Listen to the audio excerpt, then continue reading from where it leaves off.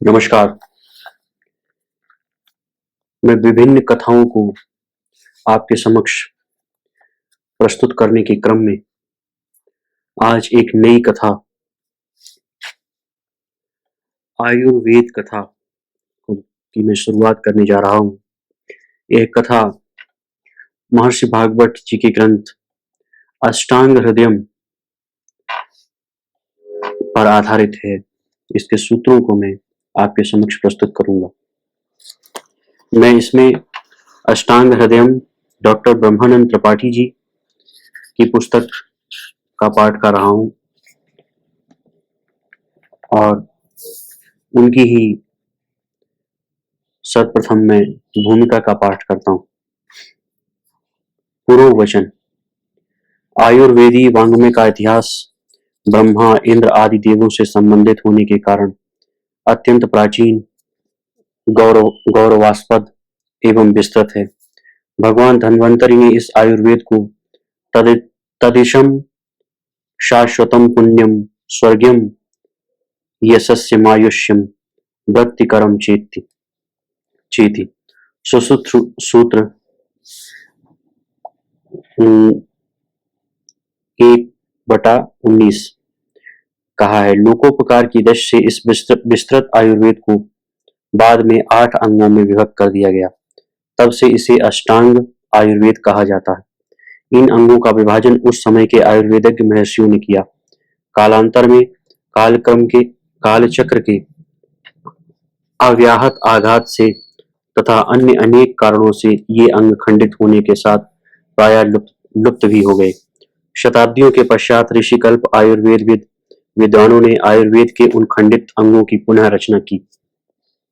खंडित अंशों की पूर्ति युक्त उन संहिता ग्रंथों को प्रति संस्कृत कहा जाने लगा, जैसे कि आचार्य द्रढ़वल द्वारा परिसंस्कृत चरक संहिता।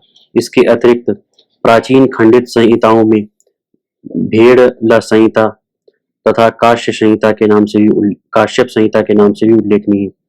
तदनंतर संग्रह की प्रवृत्ति से रचित संहिताओं में अष्टांग संग्रह तथा अष्टांग हृदय संहिताएं प्रमुख एवं सुप्रसिद्ध हैं।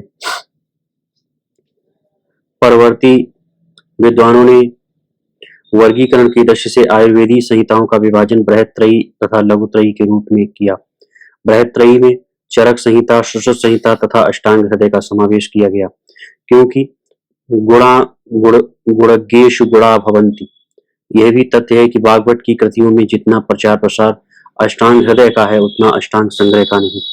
इसी को आधार मानकर बृहत्त्रयी रत्नमाला में हृदय रूप रत्न को लेकर पारखियों ने गूथा हो। चरक सुश्रुत संहिताओं की मान्यता अपने अपने स्थान पर प्राचीन काल से अद्यावधि अक्षुण्ण चली आ रही है। अतएव इनका पठन पाठन तथा कर्माभ्यास भी होता रहा है। यह भी सत्य है कि पुनर्वसु, आत्रेय तथा भगवान धन्वंतरि के उपदेशों के संग्रह रूप उक्त संहिताओं में जो लिखा है, वह अपने अपने क्षेत्र के भीतर आप तथा आर्ष वचनों की चार दीवारी तक सीमित होकर रह गया है तथा उक्त महर्षियों ने पराधिकार में हस्तक्षेप न करने की प्रतिज्ञा कर रखी थी। यह उक्त संहिताकारों का अपना अपना उज्जवल चरित्र था। महर्षि अग्निवेश प्रणीत कार्य चिकित्सा का नाम चरक संहिता और भगवान धन्वंतरि द्वारा उपदिष्ट शल्य तंत्र का नाम सुश्रुत संहिता है। ये दोनों ही आयुर्वेद शास्त्र की धरोहर एवं अक्षय निधि है। उन आचार्यों द्वारा इनमें समाविष्ट विषय विशेष आयुर्वेद शास्त्र के जीवातु हैं। अतएव ये संहिताएं समाज की परम उपकारक हैं। चरक संहिता में स्वास्थ्य रक्षा के सिद्धांतों, रोग मुक्ति के उपायों तथा आयुर्वेदीय सद्वृत्ति आदि विषयों का जो विशद विवेचन उपलब्ध होता है, वह सभी दृष्टियों से महत्वपूर्ण है। अधिक क्या कहा जाए, चरकोक्त सभी सिद्धांत त्रिकालाबाधित हैं। इस प्रकार के विषयों की पुष्कल सामग्री से प्रभावित होकर आचार्य द्रढ़वल ने यदि हास्ति तदन्यत्र नेहास्ति न तत्क्वचित चरक संहिता यह जो डिंडिम घोष किया है, यह चिकित्सा सिद्धांतों पर पूर्णतया सही उतरता है। फिर भी आधुनिक शल्य शालाक्य चिकित्सा की दृष्टि से इन प्राचीन सिद्धांतों में पग पग पर प्रतिसंस्कारों की अपेक्षा प्रतीत होती है। सिंहगुप्त के पुत्र भागवत ने इसी प्रतिसंस्कार की उत्कट भावना से प्रेरित होकर पहले अष्टांग संग्रह की रचना की, जिसमें उन्होंने युगानुरूप संदर्भ संज्ञा दी। फिर उसी अष्टांग संग्रह में से हृदय के समान सार भाग का स्वतंत्र रूप से पृथक करके अष्टांग हृदय की रचना कर डाली और उसका विश्व में सादर प्रचार प्रसार हुआ। वाग्भट ने न केवल आत्रेय आदि महर्षियों के वचनों का अनुकरण मात्र किया है, अपितु प्रसंगोचित अभिनव विषयों का भी इसमें स्थान स्थान पर समावेश किया गया है, जो चिकित्सा की दृष्टि से उपादेय है।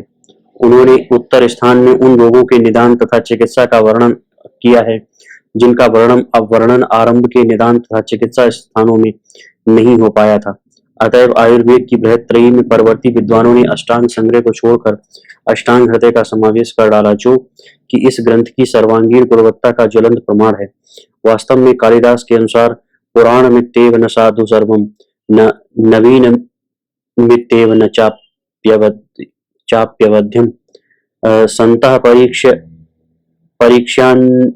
परीक्षान्यतरत् भजन्ते मूढ़ः पर प्रत्यन्येय बुद्धि। इसका आशय यह है कि पुरानी अथवा नई सभी वस्तुएं अपनी गुणवत्ता के कारण ही ग्राह्य एवं तदपरीत होने से त्याज्य होती हैं। ऐसी कोई मापदंड नहीं है कि पुरानी सभी वस्तुएं अच्छी हों और नई सभी वस्तुएं अनुपादेय हों। तात्पर्य यह है कि अच्छी वस्तु अपने गुण के प्रभाव से सबका मन आकर्षित कर ही लेती है। नारायण भट्ट ने अपने प्रक्रिया सर्वस्व ग्रंथ में इस बात की प्रामाणिक चर्चा की है कि जिस विषय को पाणिनि ने कहा है, उसकी कमी को उसके परवर्ती वार्तिककार ने पूरा किया। उसमें जो कमी रह गई थी उसे भाष्यकार पतंजलि ने, और उसमें भी जो त्रुटि रह गई थी उसे भोज आदि विद्वानों ने सुधारा संवारा। अतएव व्याकरण संप्रदाय में यह सिद्धांत सुप्रसिद्ध है, यथोत्तरम मुनीनाम प्रामाण्यम। आयुर्वेद के क्षेत्र में इसी प्रकार का प्रामाण्य महर्षि वाग्भट की रचना का भी है। भारतीय वाङ्मय में वाग्भट का उल्लेख बहुत मिलता है। यथा वृद्ध, लघु, मध्य तथा रस वाग्भट नामों से प्रायः 4 वाग्भट प्रसिद्ध हैं। इसके अतिरिक्त भी अन्य साहित्य क्षेत्र में अनेक वाग्भट कृतिकार के रूप में पाए जाते हैं। हरित संहिता में आयुर्वेद के ये आचार्य बहुचर्चित हैं। चरक सुश्रुतश्चैव वाग्भट्टस्य तथा परा मुख्यास्य संहिता वाच्यास्तिस्र एव युगे युगे अत्रिः कृतयुगे वैद्यो द्वापरे शुश्रुतो मतः कलौ वाग्भटनामा च गरिमात्र प्रदर्शिते। महर्षि वाग्भट के वचनों का उल्लेख निश्चलकर ने चक्रदत्त ग्रंथ की रत्न प्रभा व्याख्या में किया है। 13वीं सदी के रस रत्न समुच्चय के रचयिता वाग्भट को ही यहाँ रस वाग्भट के नाम से स्मरण किया गया है, क्योंकि इनके पिता का नाम भी सिंहगुप्त था। पिता पुत्र के नाम की समानता को आधार मानकर कुछ ऐतिहासिक विद्वान अष्टांग हृदय तथा रस रत्न समुच्चय के रचयिताओं को एक ही मानने का आग्रह करते हैं। इतना सब होने पर भी समय का अंतराल दोनों को एक स्वीकार करने में बाधक सिद्ध होता है। वृद्ध या प्रथम वाग्भट ऐतिहासिकों की मान्यता के अनुसार इन्होंने पूर्ववर्ती 8 संहिताओं को अपने ग्रंथ की आधारशिला बनाकर अष्टांग संग्रह संहिता की रचना की। इसके उत्तर स्थान अध्याय 50, 132, 33 में अपना संक्षिप्त परिचय भी दिया। हमारे विचार से ये अपने जीवन के प्रारंभ में वैदिक धर्मानुयायी थे और अवलोकित नामक बौद्ध गुरु से दीक्षा लेने के बाद इनके विचारों में परिवर्तन आया, जिसका पूर्ण प्रभाव इनकी उक्त रचना में परिलक्षित होता है। जहां बौद्ध धर्म के अतिरिक्त वचनों का समावेश हुआ, उसे आत्रेय आदि महर्षियों के वचनों का तथा इनके पूर्वाश्रम का प्रभाव समझ लेना चाहिए। चिकित्सा क्षेत्र का विषय बहुजन हिताय बहुजन सुखाय होता है। इसमें धार्मिक प्रभाव बाधक नहीं होता। प्रस्तुत वाग्भट ने वैदिक धर्म के साथ बौद्ध धर्म का समुचित समन्वय अपनी कृतियों में स्थापित किया है। अन्यत्र भी देखा जाता है। अवलोकितेश्वर की मूर्तियां गुप्त काल में अधिकाधिक मात्रा में मिली हैं। कालक्रम में अवलोकितेश्वर की मूर्ति की भुजाओं की संख्या में वृद्धि होती गई। देखें कलकत्ता संस्कृत सीरीज 12 8.3738। इसी के अनुसार वाग्भट ने अवलोकितेश्वर की 12 भुजाओं का उल्लेख किया है। वाग्भट के इस संग्रह तथा हृदय में मंत्रयान का रूप तो दृष्टिगोचर होता है, किंतु वज्रयान का नहीं। बौद्ध ग्रंथों में 8 प्रकार की सिद्धियों का जो वर्णन मिलता है उसका उल्लेख वाग्भट ने रसायन प्रकरण में अंजन पादलेप रस रसायन के रूप में किया है। कोशकार अमर सिंह बौद्ध थे। उन्होंने अपने कोश में पहले सांकेतिक रूप से बुद्ध को प्रणाम कर शास्त्रीय मर्यादा का पालन मंगलाचरण के रूप में किया।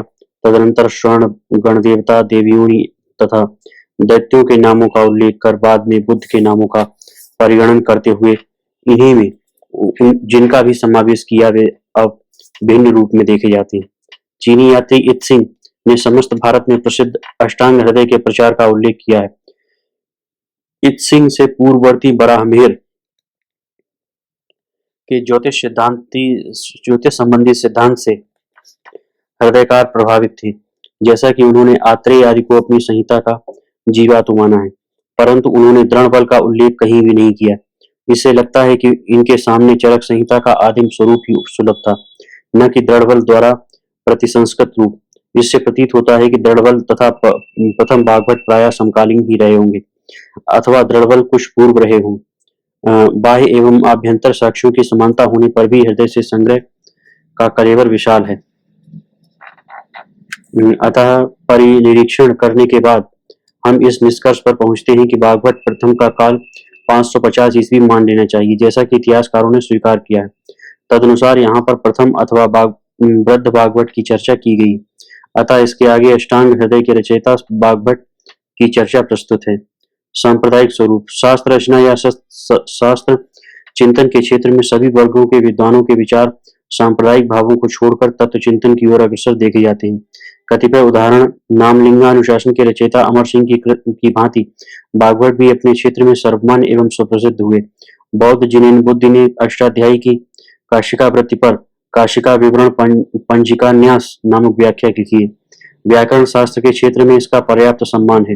वैसे भी लोक में इन्हें बुद्ध के समान सम्मान प्राप्त है। बौद्ध पुरुषोत्तम देव कृत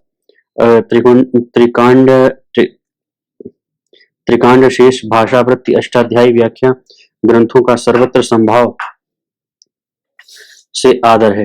इन शास्त्रकारों का कहीं भी धर्म की ओर दुराग्रह परिलक्षित नहीं होता, क्योंकि शास्त्र चिंतन में परंपरा कहीं भी बाधित नहीं होती। देखें, हर्षवर्धन शैव थे और राज्यवर्धन सौगत थे, जबकि ये दोनों सहोदर भाई थे। वास्तुपाल जैन थे। इन्होंने सोमनाथ की यात्रा की तथा अनेक शिव मंदिरों की स्थापना की। ऐसा वर्णन अरिसिंह कृत सुकृत संकीर्तन काव्य में मिलता है। श्री कृष्ण भक्त जयदेव ने गीत गोविंद में केशव धृत बुद्ध शरीर कहकर उनकी स्तुति की है। रत्नावली में श्रीहर्ष ने शिव पार्वती की और नागानंद नाटक में बुद्धो जिनः पातु वह कहकर बुद्ध की वंदना की है। इन सभी उद्धरणों को देखकर हम इस निष्कर्ष पर पहुंचते हैं कि उस काल में आज का जैसा कलह या मनोमालिन्य पूर्ण दुराग्रह नहीं था। यही कारण है कि वाग्भट ने आयुर्वेद के निर्वचन में मध्य मार्ग का अनुसरण किया है, जिससे वाग्भट एवं उनकी कृति का विश्व में सर्वत्र समादर है। अष्टांग हृदय कर्ता वाग्भट संग्रह तथा हृदय के कर्ता वाग्भट इतिहा इस्माहुरात्रे यादयो महर्षया इस अंश में दोनों समान हैं। मंगलाचरण के पद का आरंभ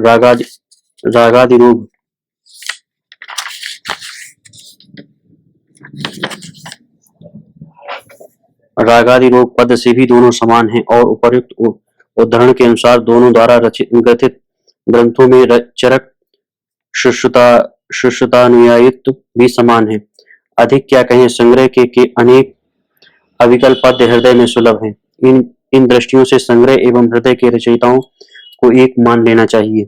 इनके समर्थन में हम नागपुर निवासी वैद्य श्री गोवर्धन शर्मा छांगाड़ी द्वारा लिखित अष्टांग संग्रह सूत्र स्थान की भूमिका से कुछ अंश साभार उद्धत कर रहे हैं। स्वर्गीय ज्योतिषचंद्र सरस्वती ने भी अष्टांग हृदय उत्तर स्थान शिवदास सेन टीका के संपादकीय उपोद्घात में अष्टांग संग्रह और हृदय के कर्ता भिन्न भिन्न माने हैं। इसमें आधार केवल संग्रह से हृदय की कुछ स्थानों में मत भिन्नता बताई है। इस भिन्नता में संग्रह का मत तो दे ही दिया है, परंतु उसमें थोड़ा सा सुश्रुतादि के अनुसार आगे और कुछ जोड़ा है, जो कि संग्रह के रचना काल में छूट गया था। केवल इसी कारण को लेकर अष्टांग संग्रह और अष्टांग हृदय के कर्ता भिन्न नहीं हो सकते। अष्टांग संग्रह की रचना पहले की है, उसके अनंतर लिखे गए अष्टांग हृदय में वही ग्रंथकार छूटे हुए विषय को ले सकता है। महामहोपाध्याय स्वर्गीय गणनाथ सेन सरस्वती एवं श्रद्धेय यादव जी आचार्य ने स्पष्ट कर दिया कि प्रस्तुत ग्रंथ द्वय के सर्वत्र भाषा सादृश्य और तथा पिता पितामह का एक नाम आदि होने से संग्रह एवं हृदय के भिन्न भिन्न कर्ता मानना एक बड़ी भूल की बात है। सारांश यह है कि अष्टांग संग्रह और अष्टांग हृदय का कर्ता वास्तव में एक ही भागवत है। इन्हीं तथ्यों से आश्वस्त अष्टांग संग्रह के व्याख्याकार और तथा भागवत के शिष्य श्री इंदु ने अपने द्वारा किए गए मंगलाचरण दुर्व्यारभ्याविशुष्टस्य वाग्भट्टस्यास्मदुक्तया में तथा व्याख्या सोऽयं भट्टनामा शास्त्रकारः में कहीं भी वृद्ध, प्रथम, मध्य तथा लघु विशेषणों का प्रयोग इनके नाम से पूर्व नहीं किया है। इन्होंने केवल सिंह गुप्त सुनु भागवत कहा है। इनकी दृष्टि से भी दोनों संग्रह तथा हृदय के कर्ता भागवत एक ही थे। उक्त मत के समर्थन में अष्टांग हृदय के रचयिता की निम्न सूक्तियों का अवलोकन तथा मनन करें और इनकी व्याख्या स्थान देखें। तेभ्यो अति विप्रकीर्णेभ्यः प्रायः सारतरोच्चयः क्रियते अष्टांग हृदयं नाति संक्षेप विस्तरम्। अष्टांग वैद्यक महोदधि मंथनेन यो अष्टांग संग्रह महामृत राशिराप्तः तस्मादनल्प फलमल्प समुद्यमानां प्रीत्यर्थ मेतदुदितं पृथगेव तंत्रम्। ग्रंथकारों की व्यास एवं समास पद्धति। प्राचीन काल में ऐसे अनेक उदाहरण पाए जाते हैं जहां एक ही ग्रंथकार ने एक ही विषय की व्यास एवं समास पद्धति से रचनाएं की हैं। यथा भट्टोजी दीक्षित के पौत्र तथा नागेश भट्ट के विद्यागुरु श्री हरि दीक्षित ने बृहत शब्द रत्न तथा लघु शब्द रत्न की रचना की थी। इसी का प्रभाव था कि उनके शिष्य आचार्य नागेश भट्ट ने व्याकरण विषय के अनेक ग्रंथ लिखे तथा बृहत छंदेन्दुशेखर तथा लघु शब्देन्दुशेखर, मंजूषा, लघु मंजूषा, परम लघु मंजूषा। जयपुर के राजा सवाई जय सिंह का काल तथा श्री नागेश भट्ट का काल समान ही था। नाम निर्धारण परंपरा। प्रायः प्राचीन काल में पितामह का ही नाम पौत्र भी रखा जाता था। देखें नीलकंठ दीक्षित विरचित गंगावतरणम की भूमिका। काव्यमाला गुच्छक 76 पृष्ठ 12 निर्णय सागर प्रेस से 1993 में प्रकाशित 1913 में प्रकाशित। विदित में भी सर्वेषामस्माकं मस्मद्देशीया प्रायशो बिभ्रति पितामहानां नामः यथा आचार्य दीक्षित पौत्रः।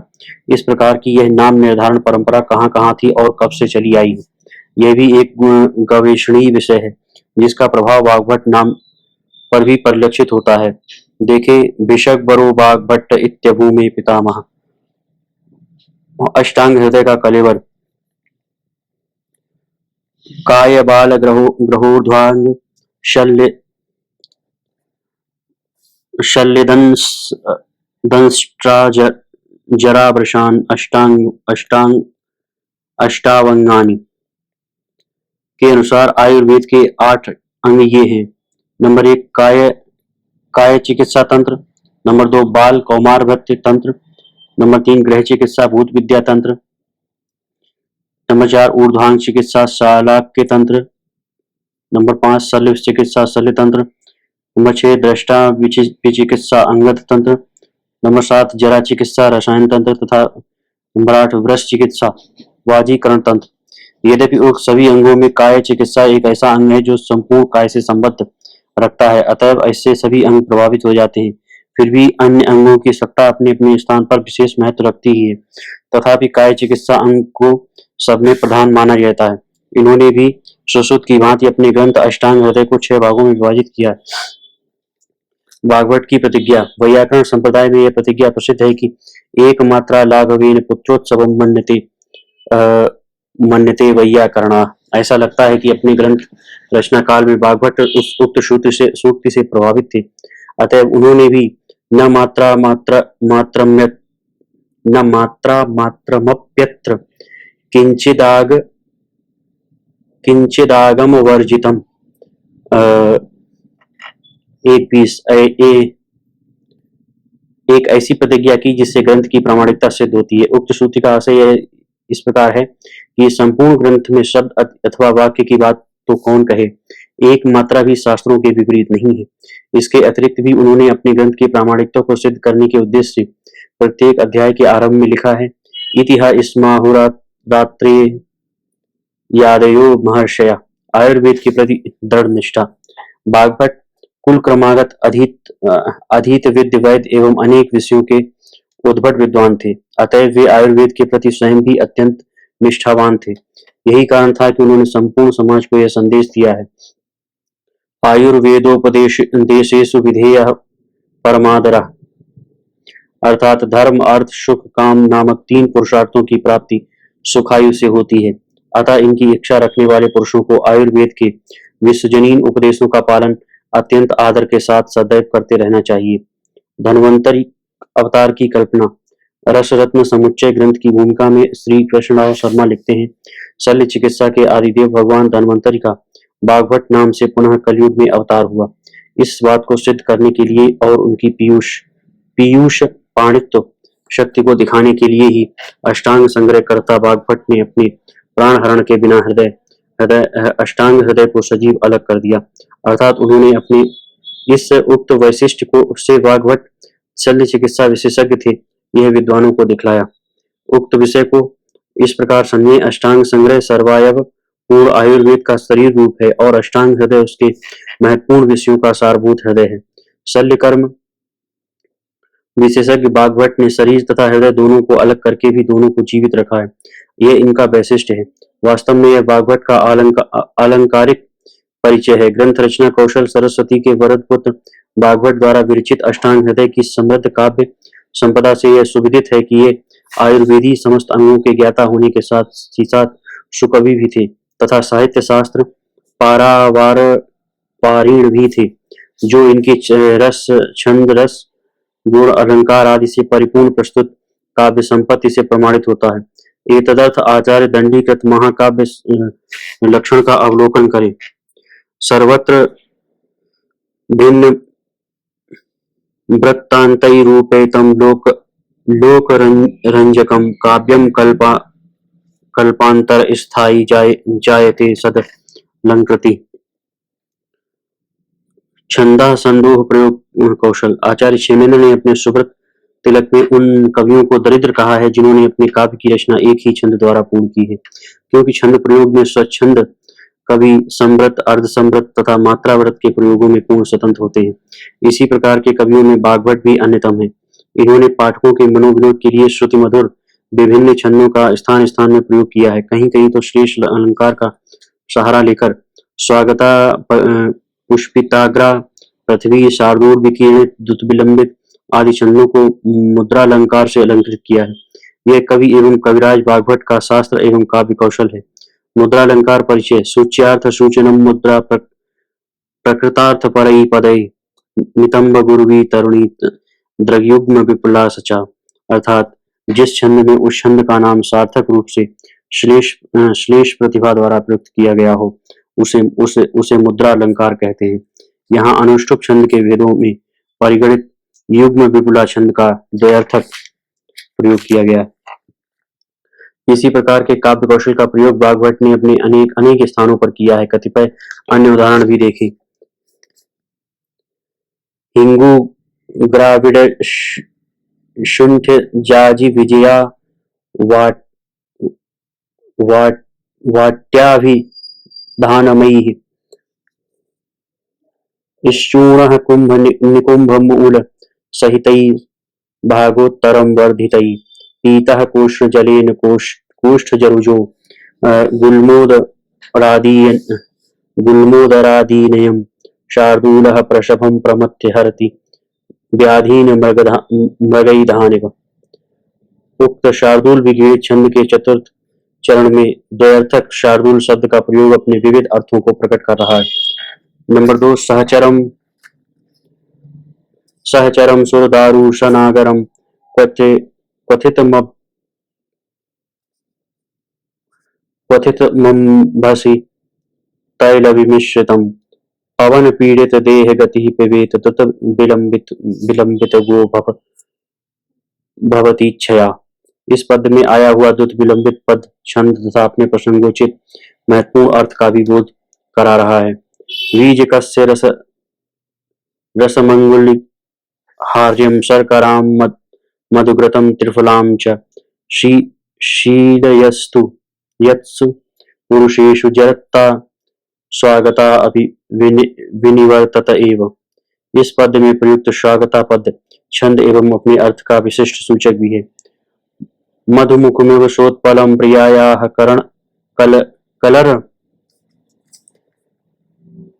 कलरणा परिवादिनी प्रियेव कुसुमचय मनोरमा च सय्या किशलयिनी लतिकेव पुष्पिताग्रा। यहाँ श्लेष प्रतिबोधापित पुष्पिताग्रा का एक प्राकरणिक अर्थ यह है और दूसरा है छंद नाम। यह अर्ध संवृत का उदाहरण है। आचार्य भागवत की यही प्रवृत्ति अष्टांग संग्रह के रचना काल में रही है। देखिए पृथ्वी व्रत का उदाहरण प्राय व्रत रत्नाकर छंदो मंजरी सुव्रत तिलक आदि के सभी छंदों के उदाहरण भागवत की रचनाओं में सुलभ हैं। अतः कतिपय विशिष्ट छंद प्रयोगों को ऊपर दे दिया गया है। भागवत द्वारा प्रयुक्त छंद यहाँ हम आकारादि क्रम से छंदों के नामों का उल्लेख कर रहे हैं। यदि आप इनको देखना चाहें तो संपूर्ण अष्टांग हृदय पर लिखी गई अरुण दत्त की टीका का अवलोकन करें। छंद नाम अनुष्टुप आर्या आर्यागीति आर्या जघन चपला आर्या विपुला इंद्रवज्रा उद्गीतिर आर्या उपचित्रा उपजाति उपेंद्रवज्रा औपछंदसिक कुसुमितलता गीति समुख चपला तोटक दंडको अर्णाख्या दंडको व्यालाख्या दोधक दुत विलंबित धीर ललिता नरकुटक पुष्पिताग्रा पृथ्वी प्रहर्षिणी भद्रा मत्तमयूर मंदाक्रांता मात्रा समक मालिनी मुक्षपला रथोद्धता वसंतलिका वंशस्थ विपुला वैतालीय वैश्वदेवी शार्दूल विकीर्णित शालिनी शुद्ध विराट स्रग्धरा स्वागता हरिणी। इनमें 16वें एवं 17वें दो गद्य छंद हैं।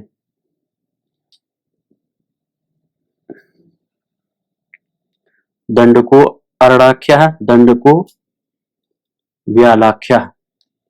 अलंकार परिचय भागवत की प्रस्तुत रचना में वृत्त्यनुप्रास छेकानुप्रास यमक आदि शब्दालंकारों के अनेक उदाहरण अनायास उपलब्ध होते हैं। उन्हें आप निम्न संकेत संदर्भों द्वारा देखने का प्रयत्न करें।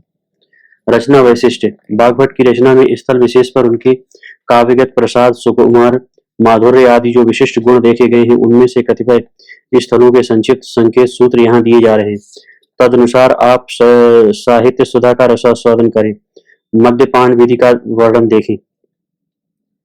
पुत्र सुख का महात्म्य भागवत ने अलंकारिक शब्दशैया द्वारा पुत्र का वर्णन इस प्रकार किया है। स्वलद गमनम व्यक्त वचनम धूलि धूसरम अपि लालाविल मुखम हृदयाहलादकारकम अपत्यम तुल्यताम केन दर्शन स्पर्श नादिषु किम पुनर्यद यशोधर्म मान श्रीकुल वर्धनम। ऐसा लगता है कि पुत्र का वर्णन करते समय भागवत कालिदासी निम्न पद से प्रभावित थे। अलक्ष्य दंत मुकुलान निमित्त हाशैर व्यक्त वर्ण रमणीय वचः प्रवृत्तीन अंकाश्रय प्रणयन स्तनयान वहन्तु धन्यास्त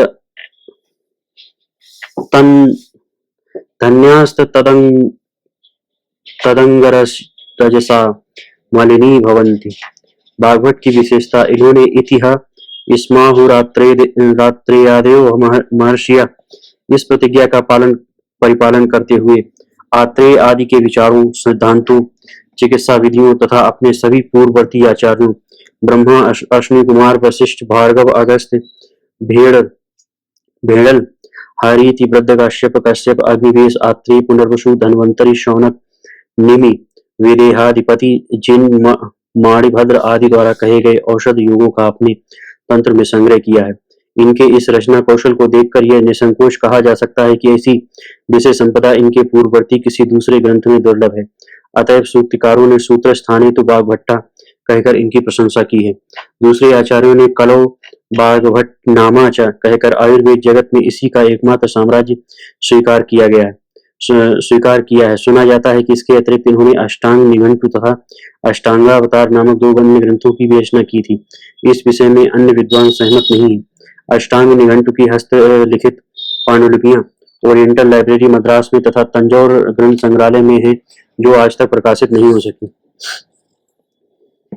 बागभट्ट संबंधी किंवदंती। प्राचीन काल से प्रचलित किंवदंतियों का ऐतिहासिक क्षेत्र में महत्वपूर्ण स्थान होता है।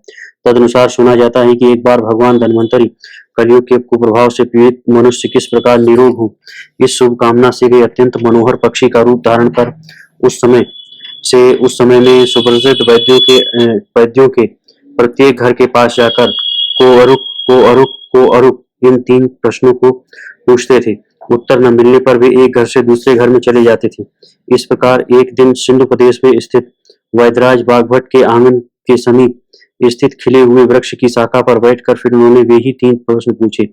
उस समय श्री बागभट्ट रोगों की चिकित्सा करने में व्यस्त थे, फिर भी उनका ध्यान उस पक्षी की स्पष्ट श्रुति मधुर तथा परोपकार प्रेरित गंभीर अर्थ वाली वाणी को सुनकर और उस पक्षी के अत्यंत सुंदर रूप से प्रभावित होकर, साथ ही उसे अलौकिक पक्षी समझकर इन्होंने सादर पके हुए फल एवं जल उसे समर्पित किए, किंतु ग्रहण किए बिना उस पक्षी ने पुनः उन्हीं प्रश्नों को दोहराया।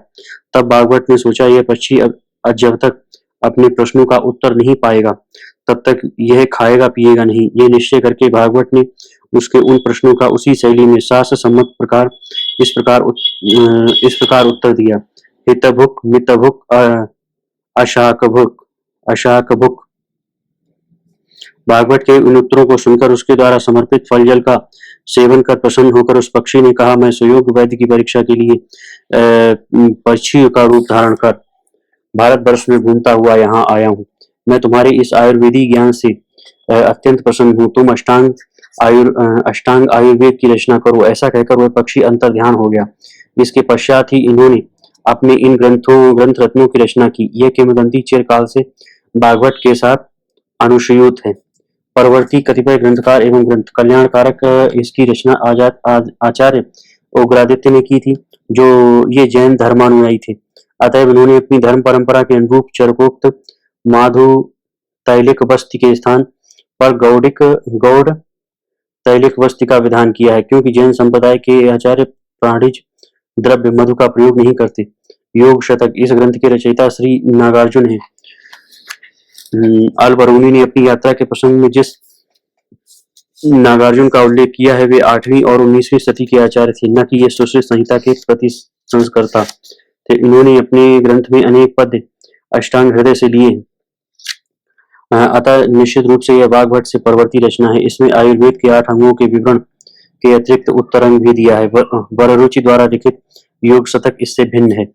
सिद्ध सार संहिता। इसके कृतिकार दुर्गगुप्तात्मज रविगुप्त हैं।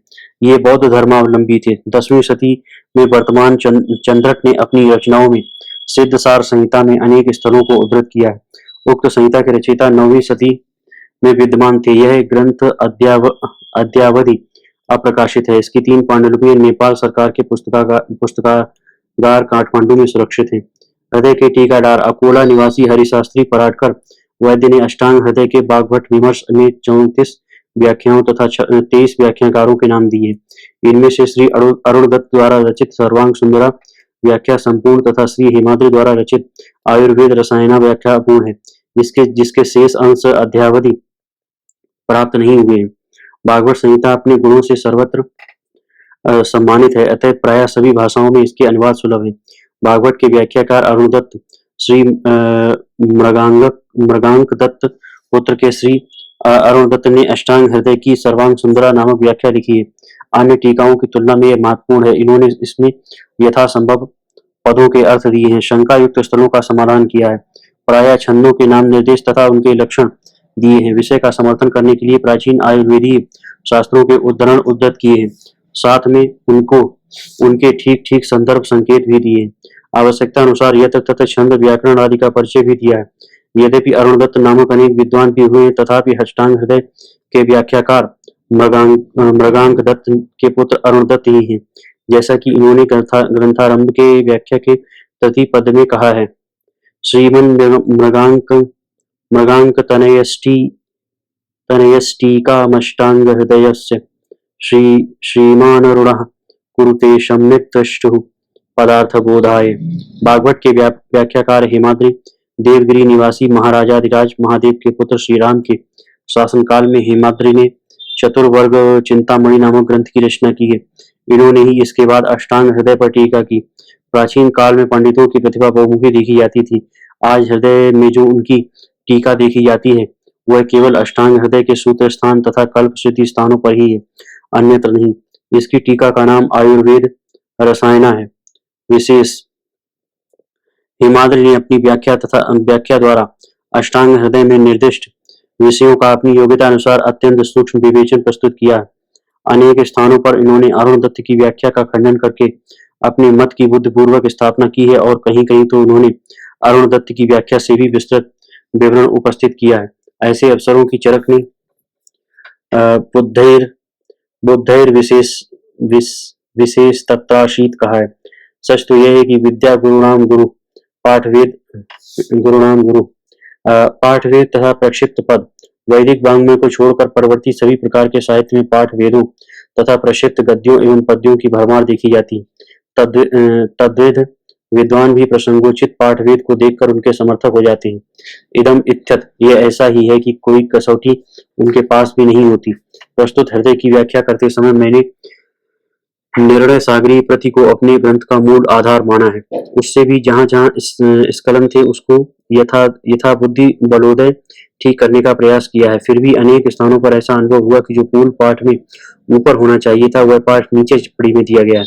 ऐसे पाठ निर्णायकों को मेघदूत के व्याख्याकार पूर्ण सरस्वती ने इस प्रकार आड़े हाथों दिया है। देखे सुकवि वचसी पाठानन्यथा कृत्य मोहात रस गतिम बधूय प्रौढ़ मर्दम विहाय विबुधवर समाजे व्याक्रिया कामुकानां गुरुकुल विमुखानां धृष्टतायै नमोस्तुते। टीकाकारों की आलोचना। धारा नगरी के सुप्रसिद्ध भोजराज ऐसे अधिकांश टीकाकारों की आलोचना करते हुए कहते हैं जो पाठ उनकी समझ में नहीं आता उसे इति स्पष्टम लिखकर छोड़ देते हैं, और जो पाठ स्वयं स्पष्ट है उसकी निरर्थक समास विग्रह आदि द्वारा विस्तार से व्याख्या कर दिया करते हैं। इसके अतिरिक्त जहाँ आवश्यकता नहीं है वहाँ अनुपयोगी विषयों को डालकर पढ़ने और सुनने वालों के मन में प्रायः सभी टीकाकार भ्रम उत्पन्न कर देते हैं। यथा दुर्बोधम यदतीव तद्विजहति स्पष्टार्थमित्युक्तिभिः स्पष्टार्थे स्वति विस्तृतिं विदधति व्यर्थैः समासादिभिः अस्थाने अनुपयोगिभिश्च बहुभिर्जल्पैर्भ्रमं तन्वते श्रोत्रणामिति वाक्य विप्लवकृतः सर्वे अपि टीकाकृतः। यद्यपि प्रस्तुत ग्रंथ के श्री अरुण दत्त एवं श्री हेमाद्रि आयुर्वेद जगत में स्वनाम धन्य प्राचीन व्याख्याकार हैं, तथापि दुर्बोधम यदतीव तद्वजहति के अनेक उदाहरण इनकी टीकाओं में देखने को मिलते हैं। फिर भी उनकी योग्यता के सामने हम नतमस्तक हैं। अष्टांग हृदय का कलिवर। निर्णय सागरी, अरुण दत्त तथा हेमाद्रि व्याख्या समुल्लसित अष्टांग हृदय की भूमिका की नवी सूची में इसका उल्लेख विस्तार के साथ किया गया है। तदनुसार इसकी कुल स्थान संख्या 6, अध्याय संख्या 120 तथा श्लोक संख्या प्रायः 7471 है। कीर्तिरक्षर संबद्धा स्थिरा भवति भूतले। इस सूक्त के अनुसार विद्वान लेखकों की कृतियां ही उन्हें सुदीर्घ काल तक जीवित रखने और यशस्वी बनाने में सहायक होती हैं। अतएव विद्वजन इस कार्य की ओर प्रवृत्त होते हैं। इनमें भी प्रकाशकों का महत्वपूर्ण योगदान होता है। वे न केवल ग्रंथ के प्रकाशक होते हैं, अपितु ग्रंथकार के भी प्रकाशक होते हैं। अन्यथा इनके अभाव में उत्तमोत्तम ग्रंथों को दीमक चाट जाती है तथा अथवा उन्हें प्राचीन ग्रंथगारों की कारावास में शरण लेनी पड़ती है। प्रस्तुत व्याख्या की विशेषता। अष्टांग संग्रह की विस्तार से रचना करने के बाद जब भागवत ने सार रूप हृदय की रचना की तो विषयों को संक्षेप में उपस्थित करना आवश्यक हो गया था। व्यास संक्षेप रचनातुर भागवत ने इस ग्रंथ से संबंधित विषयों की पूर्ति कैसे और कहाँ से की होगी इसका ध्यान रखते हुए संपूर्ण ग्रंथ में जहां तहां जो संकेत दिए हैं उन्हें व्याख्या काल में संदर्भ संकेत देकर अधिक स्पष्ट कर दिया। इनकी सहायता से विज्ञ पाठक उन विषयों को यथास्थान सरलता से ढूंढ लेगा। साथ ही स्थान स्थान पर अष्टांग हृदय के दुरूह विषयों को स्पष्ट करने की दृष्टि से जिन जिन विषयों को ग्रंथांतरों से लिया गया है उनके भी संदर्भ संकेत यथास्थान दे दिए हैं। मूल ग्रंथ की टीका के अंत में वक्तव्य तथा विशेष वचन दिए गए हैं जो ग्रंथ के आशय को स्पष्ट करने में सहायक होंगे। यद्यपि अष्टांग हृदय में ग्रंथकार ने तंत्र युक्तियों का उल्लेख नहीं किया है जिसका अष्टांग संग्रह में उल्लेख हुआ है, अतः उसका परिगणन मात्र हमने यथास्थान अपने वक्तव्य में कर दिया है। औषधि निर्माण प्रसंग में जहां जहां आवश्यक समझा गया है वहां वहां औषध द्रव्य परिमाण और उसके निर्माण विधि का भी उल्लेख कर दिया गया है। प्रस्तुत निर्मला व्याख्या की ये विशेषताएं हैं। अष्टांग हृदय एक संग्रह ग्रंथ है। इसमें चरक, सुश्रुत, अष्टांग संग्रह के तथा अन्य अनेक प्राचीन आयुर्वेदिक ग्रंथों से उद्धरण लिए गए। भागवत ने अपने विवेक से अनेक प्रसंगोचित विषयों का प्रस्तुत ग्रंथ में समावेश किया है। यही कारण है कि यह ग्रंथ का रूप अद्यतन बन पड़ा है। चरक आदि प्राचीन तंत्रकारों ने जिन विषयों का सामान्य रूप से वर्णन किया था उन्हें भागवत ने प्रमुख रूप देकर पाठकों का इस ओर विशेष ध्यानाकर्षण किया है। जैसे रक्त विकारों में रक्त निर्हरण शिरावेद फस्त खोलना एक महत्वपूर्ण चिकित्सा है। वात विकारों में आयुर्वेदिक विधि से बस्ती प्रयोग करना अपने में एक दायित्वपूर्ण चिकित्सा है जिसकी आज का चिकित्सक समाज प्राय उपेक्षा कर बैठा है। शिलाजतु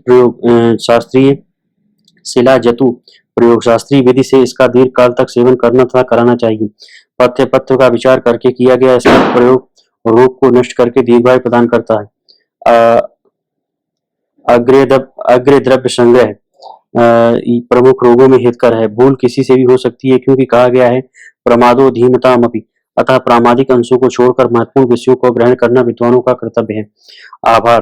प्रस्तुत व्याख्या लिखते समय मेरे सामने श्री अणुदत्त, श्री हेमाद्रिकृत व्याख्याएं तथा श्रीहरि शास्त्री द्वारा संग्रहित पाठ वेद एवं टिप्पणियों से युक्त निर्णय सागरी अष्टांग हृदय तथा पूज्य गुरुवर्य स्वर्गीय लालचंद्र जी वैद्य की व्याख्या युक्त अष्टांग हृदय था।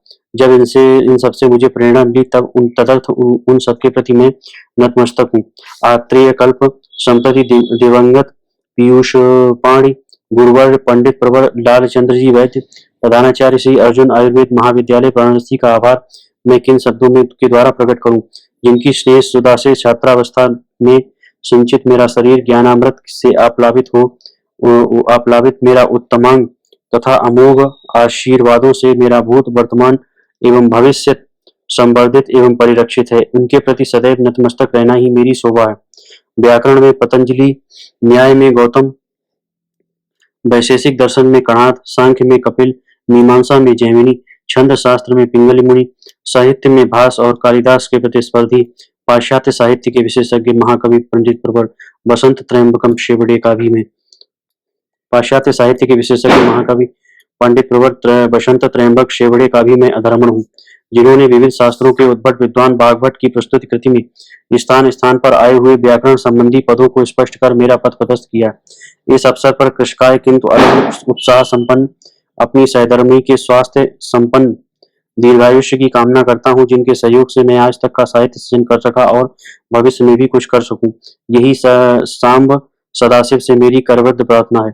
अंत में प्रस्तुत अष्टांग हृदय के साथ सज्जा पूर्ण प्रकाशन में होने वाले व्यवहार आदि की चिंता न करके इसे यथासंभव शुद्ध छापने में दत्तावधान चौखंबा सुरवार्थी परिवार वाराणसी से में जो तत्परता दिखलाई है तदर्थ उन्हें अनेकानेक साधुवाद देते हुए उनकी श्री वृद्धि एवं यशो वृद्धि की कामना करता हूँ। इस ग्रंथ के प्रूफ संशोधन में जो श्री योगेश कुमार पांड्या जी ने मनोयोग पूर्वक काम किया है, एतदर्थ वे धन्यवादार्ह हैं। विदिशाम विधेया डॉक्टर ब्रह्मानंद त्रिपाठी।